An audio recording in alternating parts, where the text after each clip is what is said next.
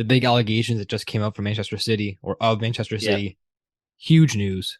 Yep. 105 charges put forth against them from the FA from investigation coming from 2019 until 2018 season. 2009 2018 season, I believe. So about a 9-year period.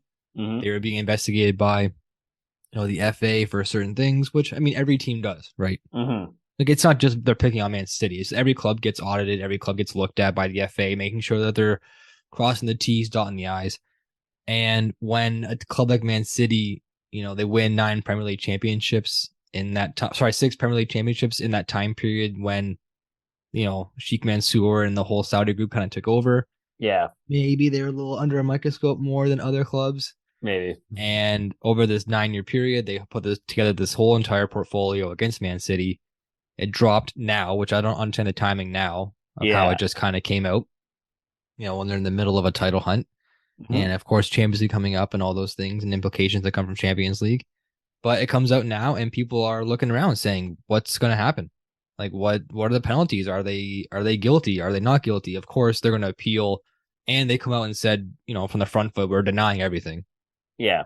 Like they got ahead of it and said, like, this is not true, or these allegations are not correct. We have the proof, and they're going to get their paperwork all sorted, which I'm sure they already have done. Yeah.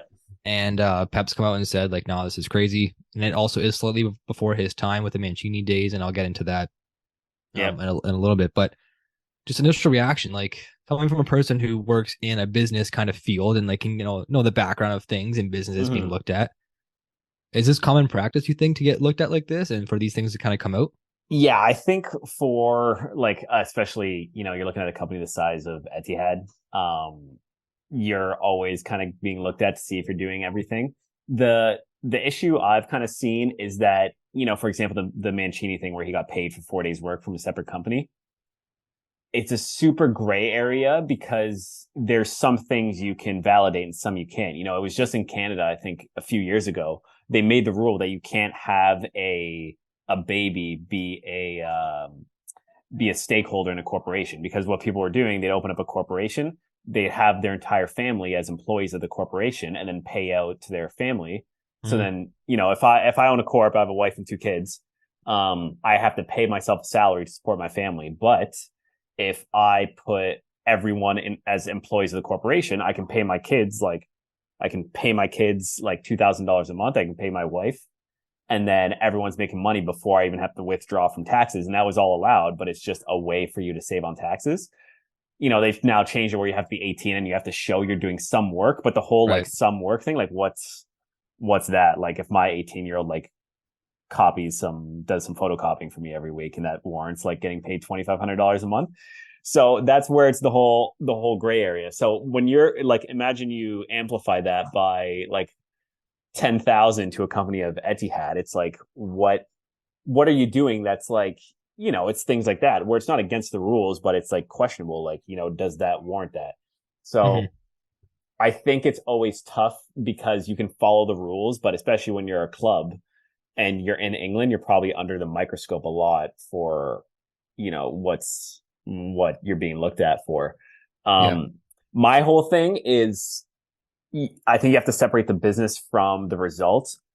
I don't think, whether this was happening or not happening, I don't think it really changes Man City getting the results they did over 9 years. Well, are there players that they wouldn't have been able to bring in if they did this? Like maybe, but do all clubs do that? Like probably.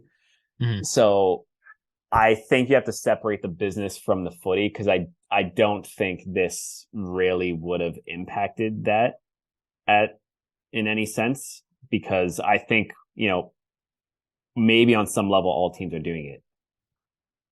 Yeah. To an extent. Yeah.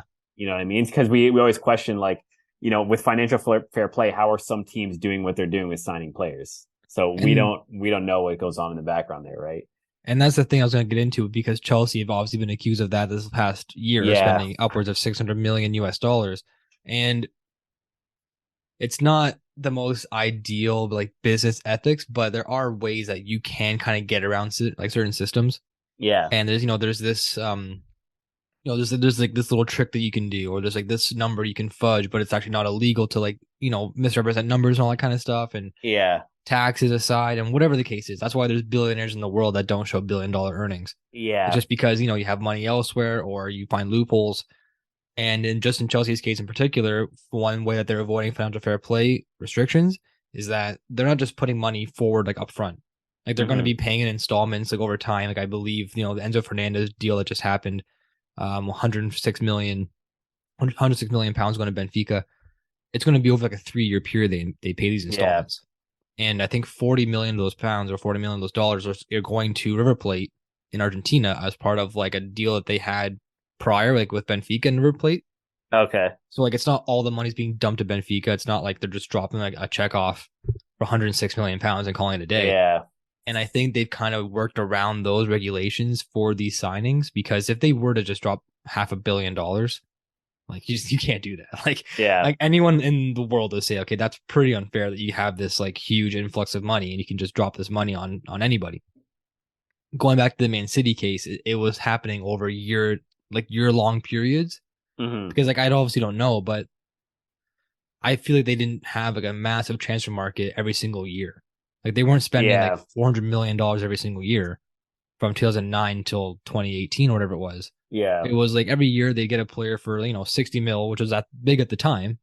When they brought Robinho in, when they brought in De Bruyne or Adebayor back in the day, Aguero, they brought them in for pretty big chunks of cash, Yeah. but it was relevant to the time, Yeah. and they were obviously like new money at the time as well, like when the Etihad group came in. So Yeah. it was somewhat suspicious, and like I said before, like it translates into 6 Premier League titles in that 9-year gap. Like you're gonna get looked at a little Yeah. suspiciously.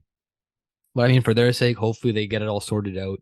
Mm-hmm. Um, and I think people now are looking at it saying, okay, well, if they do get found guilty, if there are penalties to be issued towards Man City, what are they going to be? Yeah. Like, can you retroactively go back and take away earnings? Can you go take away titles that they would have won or that they have won? Should they receive penalties now? They're facing maybe our charges of like getting relegated or getting points Yeah. deducted now. Like I to just to like say, okay, you get a slap on the wrist, like financial penalty, that would mean nothing to these guys Yeah. unless it's in the upwards of like billions and billions of dollars, Yeah. which I don't think the FA would do. But it's just unfortunate because let's just say this current core. I mean, Sheikh Mansour's been here since the beginning, I believe, but everyone below him and like the Pep Guardiolas and his staff and his management and new scouts and whoever it is, they may not necessarily be involved in what happened during this time period. And for them to be the ones to be punished now would be Yeah. somewhat unfair. Yeah. Yeah. I totally agree. And I think I like obviously I don't know what's gonna happen. Nobody But does. They're it's kind of yeah, waiting. yeah. And I think it's gonna be, obviously I don't see them getting like relegated or I don't even really maybe see like point deductions. I think it's gonna be one of those things that happen behind the scenes and they just gotta like deal with some like financial implications and that's really it. Yeah. Well, if the FA really wants to make it like a lesson learned kind of thing, or like like have other teams watch out, it's got to be a significant sum. Yeah. Because like for Man City to get fined like a $15 million or 50 million pound fee, it's like, Yeah. all right, like blow your nose and give it to them. That's all it is, really. Yeah. Yeah. So we'll definitely see what happens. But yeah, again, for me, it's always about like separating the footy from these types of things. Because I think they would have got the players they wanted to get with Etihad there or not. I think Etihad is probably just finding ways to optimize the money they are spending. I don't like if they had to spend the money they wanted to in this time period, they would have spent it. It's just they probably wanted to do it as optimally as they could. Right. And when you try and do that, you always start doing things that fall in that gray area. But obviously, hopefully on their side, we would hope that they're not doing anything illegal. You hope you're trying to do everything in that gray area that's still in the legal realm. Mhm. So you just hope that they're not doing anything like blatantly illegal because obviously that's not cool. But Yeah.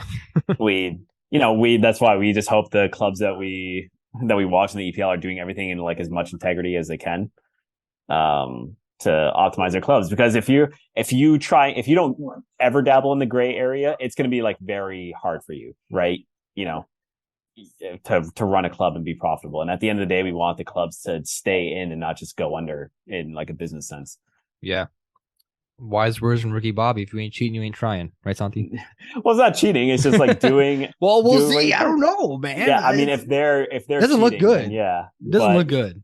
But like, I would want the clubs in the EPL to do things legally, but still like optimize their finances so they have the best chance of being competitive. Yeah, like, let's get real. This isn't Huddersfield Town trying to like fudge $6,000 or something. It's like Yeah, it's a lot of money that's being yeah, looked at here. yeah, for sure. And yeah, and like another part of it too is like from what has coming out, part of the charges is they're just being difficult to deal with. I guess the last couple of years that they've been doing this investigation, so they know they're being Yeah, audited or investigated, whatever you want to look at it. So I think some of the other charges, like I said, there's 105 that are total against them. yeah, Some might be more damaging than others. But the ones like that are coming out now more recently, it's like impeding investigation or like not yeah, being cooperative during investigation, which again, like that's not yeah. It's not cool. unless like they're literally in the back room like burning files in a filing cabinet while the FA's knocking on the door, then like maybe they can't really be docked for that. Yeah, But it's going to be more the financial stuff and just like their dealings and their books and the Mancini stuff with him getting paid offhand by somebody else, like a third party associate. That's yeah, the stuff that they're going to really take a look at. And yeah, who knows? Like I don't know what's going to happen. Like if Mancini, could he be like barred from coaching? Like if he does this, like it's because he's not even involved anymore. He's coaching the national team. He's coaching Italy. yeah, yeah. That's true. Yeah, yeah. Who knows? It'll be interesting to see how it develops over the next little bit. I just hope for everyone's sake it kind of gets dealt with quickly because the last thing you want is to have like imagine a title race coming down to the wire and at the end of May this isn't settled yet and then they just decide that Man City's getting docked 10 points and then they lose. Yeah, and then it's like, oh, like it was like never a title race. Yeah, no, like it would just really defeat like the last remaining months of the season and like the excitement, right? That comes Yeah. with it. So again, hopefully they get it solved. Whatever the case is, if they get dock points, if they don't, if it's relegation, which like would be insane. Hopefully it just kind of gets dealt with quickly.